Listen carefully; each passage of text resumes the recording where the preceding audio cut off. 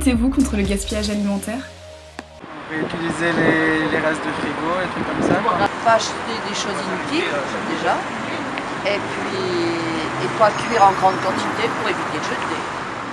Voilà. Comment est-ce que vous faites à votre échelle? J'utilise plus, je jette rien, j'utilise tout ce que je prends, et j'essaie de prendre le moins d'emballage possible. Nous voici à Lille, dans la capitale des Flandres.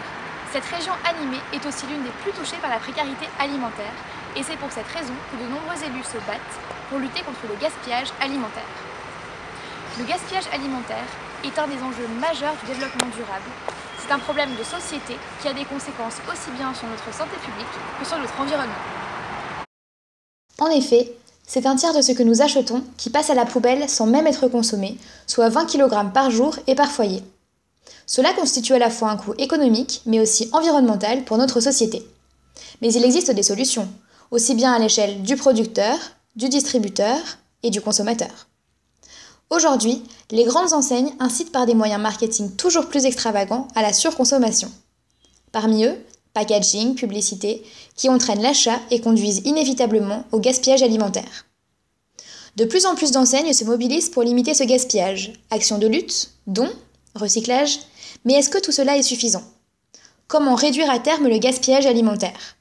C'est ce à quoi nous tenterons de répondre tout au long de ce reportage. Aujourd'hui, nous avons rendez-vous avec Madame Majoline Spay, vice-présidente du Conseil régional Nord-Pas-de-Calais. Vous me suivez?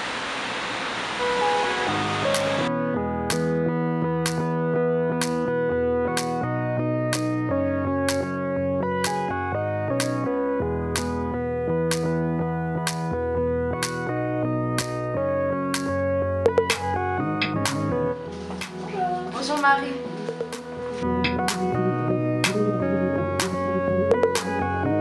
Bienvenue. Madame Spay, quel est selon vous l'enjeu de la lutte contre le gaspillage alimentaire pour les grandes surfaces? Le premier intérêt, c'est un intérêt en termes d'image. Parce que les consommateurs ne sont pas dupes non plus. Ils voient bien que ces étalages, le samedi soir, à l'heure de fermeture, où les dates de péremption sont proches, eh bien, ces étalages-là vont être jetés à la poubelle au moment où il y a des problèmes d'accès à l'alimentation et des problèmes environnementaux.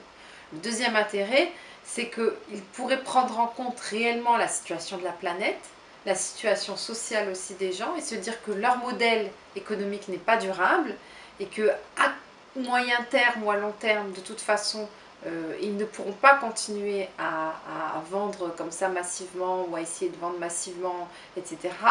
Et donc, ils devront peut-être avoir un modèle plus viable, plus adapté aux besoins réels des consommateurs et aussi, je dirais, rentable économiquement, mais peut-être pas aussi rentable que le modèle qu'ils connaissent aujourd'hui, mais qui soit plus dans un esprit de partage des richesses et de partage des rétributions qu'ils tirent de leur activité. Pouvez-vous nous donner des exemples d'enseignes qui luttent contre le gaspillage alimentaire?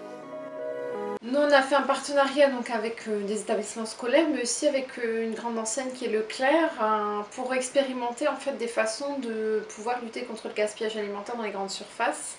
Et donc ce qu'ils ont proposé, c'est une démarche qualité à l'intérieur de leur supermarché.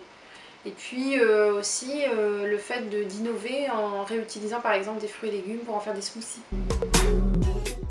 À l'avenir, quelles sont les mesures envisageables pour améliorer la lutte contre ce gaspillage alimentaire? Moi je crois davantage que le modèle des grandes surfaces doit changer. Le système des grandes centrales d'achat, 5 grandes centrales d'achat en France, qui sont les endroits où toutes les grandes surfaces se fournissent, qui imposent les prix aux producteurs, qui achètent en gros, etc.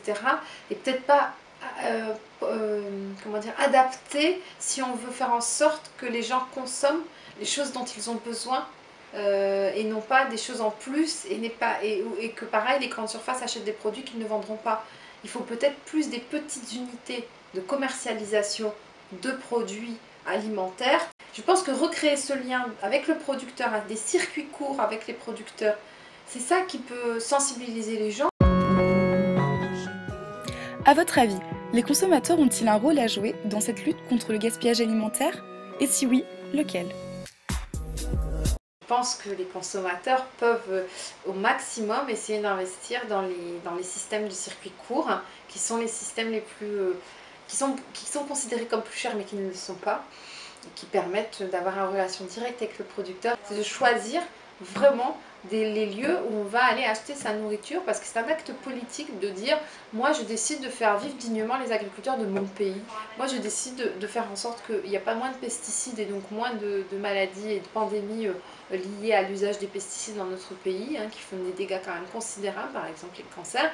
Et puis troisième chose, je décide aussi de faire en sorte de faire vivre un petit magasin sympathique où les gens sont sympas, où de temps en temps le vendredi soir on fait un ciné-débat où ils font de la soupe et puis je peux boire même un thé dans les rayons.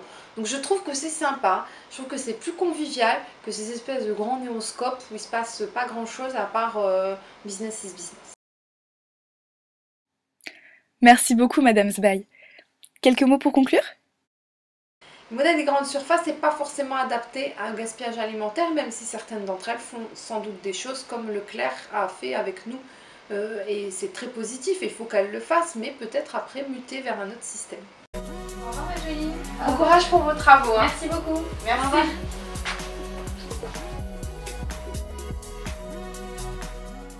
Pour conclure, le modèle des grandes surfaces est actuellement fondé sur un système de profit basé sur de grosses quantités. Ce modèle va à l'encontre de celui pour la lutte contre le gaspillage alimentaire.